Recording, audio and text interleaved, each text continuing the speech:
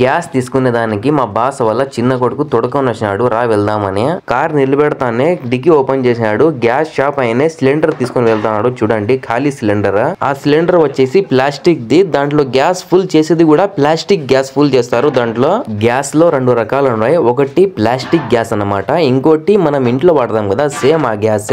మనం తీసుకొని వెళ్తాం అనేది ప్లాస్టిక్ గ్యాస్. ఈ కొంచెం ప్రైస్ ఎక్కువ ఉంటది, 5 రియాలు. ఆ గ్యాస్ కి ఈ గ్యాస్ కి 5 రియాలు ఎక్కువ ఉంటది. ఇది మా బాస్ వాడేది ప్లాస్టిక్ గ్యాస్, చాలా బాగుంటదంట ఇది. ఈ గ్యాస్ ప్లాస్టిక్ ది. ఆయన రెగ్యులేటర్ పెడతాడు. చూడండి సిలిండర్ కి చెక్ చేస్తాడు. గ్యాస్ లీక్ ఉందేమో అని చెక్ చేసి మళ్ళా పెడతాడు డిక్కీలో. ఆయన గ్యాస్ తీసుకొని వస్తే మనం కార్ లో నుంచి దిగాల్సినది అవసరమేలే, ఆయన ఎత్తుకుని పోయి పెట్టేస్తారు ఫుల్ గ్యాస్.